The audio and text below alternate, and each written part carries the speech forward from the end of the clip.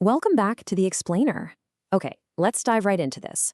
Today, we're unpacking a really fascinating and honestly incredibly high-stakes journey involving the process automation giant, Appian. They were on this major mission to hit FedRAMP high authorization, which, if you know federal security, is absolutely the gold standard. But as we're going to see, getting there wasn't just about, ticking standard compliance boxes. They ran headfirst into this massive, completely unexpected roadblock. So I want to pose this directly to you. What is the hidden bottleneck in federal cloud adoption? When we think of federal compliance, our minds usually go straight to firewalls, encryption, mountain-sized stacks of paperwork, the usual badges of honor for enterprise software, right? But for companies chasing those big federal contracts, this path actually hides a serious trap. It's this incredibly strict, hyper-specific requirement that catches even the most prepared organizations totally off guard. Part 1, the hidden compliance bottleneck. Now, Appian was definitely no stranger to security.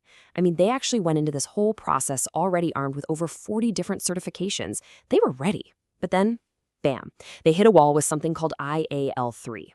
So the crucial point here is understanding what Identity Assurance Level 3 actually means in the real world. Your standard identity management stuff, like, sending a quick SMS code to an employee's phone, completely fails here. It's basically the difference between showing a bouncer your ID at a club versus submitting to a full-blown FBI background check. IAL3 demands in-person or supervised remote verification. We're talking actual biometric capture and the strict validation of government-issued IDs. They literally had to undeniably prove who their employees were to a rigid zero-exception government standard. Part 2, the illusion of choice. Appian quickly realized their existing tools just weren't going to cut it for this IL3 gap. This left them staring down two, quite frankly, terrible options. Option 1, build the whole thing in-house. Just imagine the logistical nightmare of trying to construct a biometric, government-compliant identity system entirely from scratch, all while you're just trying to run your actual software business. It would mean hiring entirely new teams, becoming logistics experts overnight, just a massive headache. Okay, so option 2. Buy from traditional vendors. But the reality, off-the-shelf solutions simply failed those strict, supervised remote audit requirements. Appian was completely stuck between a rock and a hard place. And this brilliantly illustrates exactly the reality they faced. Mark Lee, Appian's director of information security, perfectly summed up that frustration of being a highly capable tech company, looking at the market and finding absolutely nothing that actually worked. He said, every vendor we looked at fell kind of flat when it came to IL3. No other solution met the expected requirements. Talk about hitting a brick wall.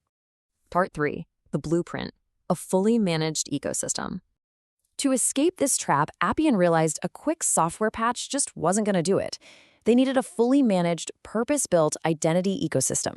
And they found that highly specialized key in a company called NextgenID. I absolutely love this quote from their CTO and EVP, Michael Harris, because it perfectly highlights why they were the exact right fit. He said, "We are built to operate inside complexity, not avoid it.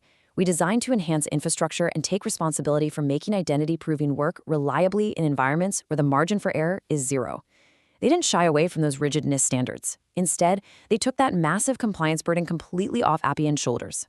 Now, what's really interesting about this approach is how NextgenID brilliantly solved the geographical nightmare of verifying a fully global workforce. For Appian's busy hubs, they set up physical, on-site proofing stations. Easy enough. For employees scattered across the US, they provided distributed access points. But here is the absolute best part. For their international users, they deployed mobile identity kits. This literally eliminated cross-border logistics. Think about it. An engineer sitting in another country didn't have to hop on a plane to a central hub just to prove their identity to a government standard. That is a real game changer. Part 4, seamless integration step by step. Of course, having the physical infrastructure is one thing, but actually plugging it into an existing security stack, that's a whole different beast. But NextgenID made it beautifully modular. Step 1. NextgenID takes on all the heavy lifting of that high-assurance identity proofing we talked about. Step 2, and this is absolutely crucial, once a user is verified, those results are linked directly to Appian's existing hardware credentials, in their case, YubiKeys. And finally, the ongoing IAL3 credential requirements are strictly managed and enforced by NextgenID. So Appian completely avoided ripping out their existing infrastructure. They basically just seamlessly bolted on compliance. How great is that? Part 5, deployment, global reach, and outcomes. So how fast did this actually roll out in the real world? Well, 300. That is a seriously dramatic number when you're talking about federal compliance onboarding. That's the number of employees Appian processed through this incredibly rigorous identity proofing in a highly compressed time frame during their initial rollout. No major delays, no pausing their broader FedRAMP timeline, just execution. The operational efficiency gains here were just massive. It accelerated their entire path to FedRAMP high authorization. It completely eliminated the need to go out and hire dedicated identity proofing staff. The whole hardware and shipping logistics burden, poof, entirely removed because NextgenID handled the whole shebang. And honestly, best of all, they were audit ready from day one. That removed a crippling amount of cross-functional strain from their HR, IT, and security teams. They could just breathe. Which leads perfectly into this thought from Andrew Kunjev, Appian's CISO. He noted, you shouldn't waste time where you can work with a partner that already has it figured out. Because Appian trusted a dedicated partner to handle that nasty identity bottleneck, their internal teams were freed up. They could focus all their energy on the dozen other complex, critical initiatives required to actually get that FedRAMP high authorization across the finish line. Let's move to and see how this builds into our final section, Part 6, the universal lesson. While Appian's specific story is unique, the bottleneck they hit is universally felt by pretty much anyone operating at this elite level of federal cloud security.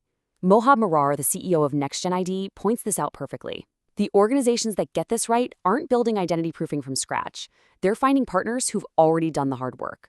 That's the core takeaway here, folks. Specialized, unforgiving capabilities like IAL3 require mature, purpose-built systems.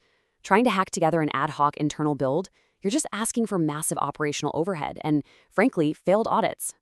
So, I want to leave you with a final challenge to evaluate your own strategy. Is your organization truly ready to navigate the hidden bottleneck of federal compliance?